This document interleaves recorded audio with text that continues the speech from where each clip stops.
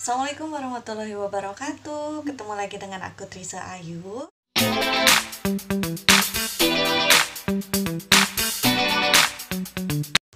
Nah, sesuai dengan janji aku di Instagram, aku akan mereview tempat lahiran aku waktu 1 minggu kemarin. Alhamdulillah sudah melahirkan ya Bunda. Jadi aku melahirkan anak kedua aku di Bidan Yanyan Mulyani yang lokasinya ada di Koposayati, Kota Bandung gitu. Jadi aku mau cerita sedikit. Mudah-mudahan informasi ini bisa membantu bunda di rumah ya. Untuk bunda-bunda yang mungkin agak sedikit worry kalau misalnya mau melahirkan di rumah sakit dengan kondisi seperti ini, mudah-mudahan ini bisa menjadi salah satu pilihan bunda di rumah untuk tempat melahirkan ya. Jadi pada saat aku sama suami datang ke sana itu aku diperiksa dulu sama bidannya, kemudian dikasih informasi kalau misalnya ini ada kemungkinan untuk lahir tengah malam atau misalnya subuh, karena kebetulan aku datangnya di sana itu setelah maghrib gitu. Dan akhirnya aku sama suami ngobrol untuk memutuskan menginap langsung di sana ya. Nah, pada saat kita ada keputusan seperti itu, kita langsung di swab berdua, di swab antigen, ditunggu hasilnya, alhamdulillah negatif, baru kita bisa masuk ke kamar menginap ya buat persiapan melahirkan. Nah, jadi di sana itu kita pada saat datang, kalau misalnya memang ada kemungkinan untuk melahirkan lebih cepat, nggak usah khawatir, bunda nggak akan ditolak di sana. Jadi mereka akan observasi dulu gitu. Jadi aku diobservasi selama 1 hari, ternyata tidak ada kemajuan untuk pembukaannya. Akhirnya dikasih masukan untuk pulang dulu aja gitu. Nah, setelah kita pulang, kemudian 5 hari kemudian qadarullah sudah mulai ada kontraksi yang luar biasa. Kita datang ke sana tengah malam, kurang lebih jam 12 malam. Mereka standby dan ternyata bidan-bidan di sana juga baru membantu bunda yang melahirkan juga. Kemudian seperti biasa dicek mulesnya sudah berapa lama, kemudian kontraksinya, periksa dalam juga. Nah, setelah itu kita masuk kamar. Nah, masuk kamarnya itu kita pilih kamar yang waktu kemarin itu ruang Aisyah kalau nggak salah namanya. Jadi kita disuruh milih mau pakai bed cover yang mana. Jadi semuanya memang baru gitu. Jadi pada saat kita datang ke kamar itu kita datang kayak bukan mau bersalin, tapi kayak datang ke kamar hotel.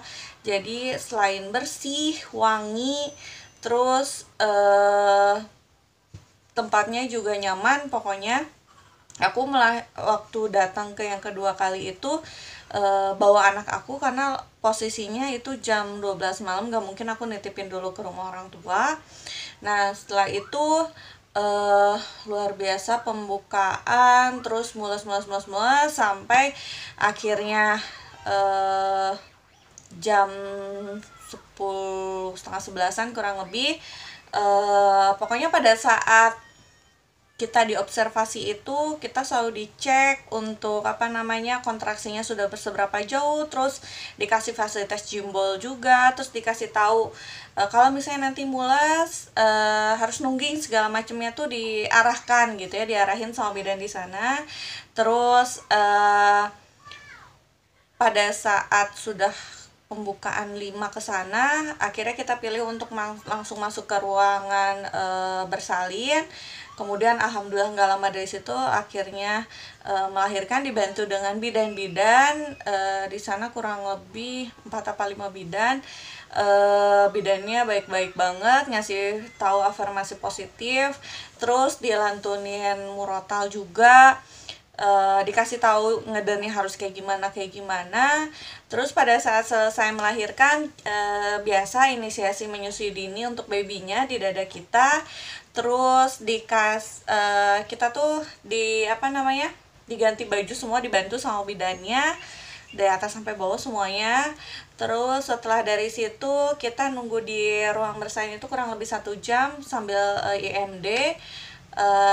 Setelah 1 jam kita diarahin untuk kembali ke kamar, dipapah juga gitu ya.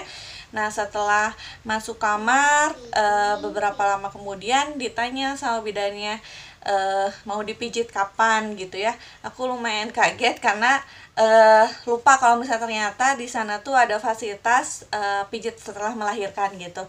Akhirnya aku pilih dipijitnya itu besok paginya. Nah terus ditanya juga mau makan apa sore ini, karena kan memang kemarin itu pada saat kontraksi boro-boro inget makan gitu ya, karena memang sakit banget luar biasa gitu.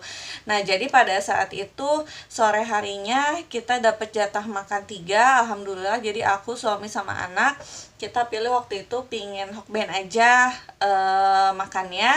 Nah setelah sore datang makan segala macam, terus besok paginya biasa dikasih makan, obat segala macam. Nah, tapi kalau misalnya untuk pagi sama siangnya itu makannya cuma buat sendiri, makanannya makanan sehat, makanan rumah. Nah, pada saat pagi itu langsung siap-siap buat dipijit. Nah, dipijit dari atas sampai bawah semuanya, aduh enak banget gitu ya, karena di anak pertama itu aku nggak ngerasain fasilitas kayak gini gitu ya. Jadi setelah dipijit, mandi air hangat, terus dipanggil lagi buat krim bath, totok wajah, maskeran. Nah pokoknya me time banget deh gitu ya. Dipikir kapan lagi bisa kayak gini, apalagi udah baru punya baby lagi gitu kan ya. Jadi kita nginep di sana itu 3 hari 2 malam plus 1 hari observasi di hari yang sebelumnya gitu. Nah di hari yang kedua sorenya kita pilih makanan lagi. Akhirnya suamiku pilih pingin makan steak. Alhamdulillah di ijabah juga dikasih mau makan steak gitu. Nah setelah itu oh ya, setiap pagi kurang lebih jam setengah 8 pagi itu baby kita dimandiin sama bidan di sana gitu ya, dikasih tahu cara mandi segala macam. Jadi nggak usah khawatir buat bunda-bunda yang mungkin baru punya baby, mungkin agak takut buat mandiin bayi, karena di sana tuh dikasih tahu caranya kayak gimana. Nah terus hari itu fasilitas oke. Hari terakhir, nah di hari terakhir, hari ketiga itu alhamdulillah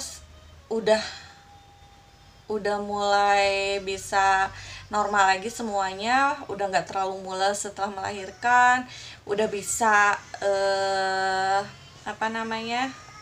jalan, udah bisa bersih-bersih segala macam, beres-beres.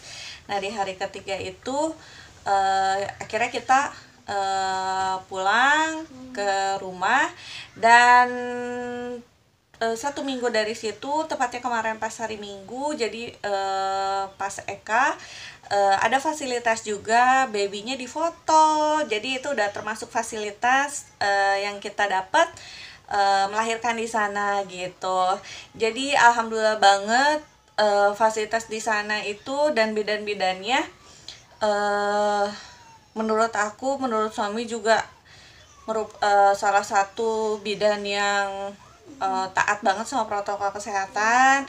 Terus fasilitasnya bintang 5, no trauma-trauma, karena memang kayaknya di sana hampir semua nggak dikasih jahitan kecuali kondisi tertentu, termasuk aku juga karena anak pertama kebetulan dijahit, digunting, dan kemarin itu ngebuka lagi jahitannya gitu. Jadi bukan karena aku dijahit kemarin di sana, bukan karena digunting atau robek karena di sana gitu.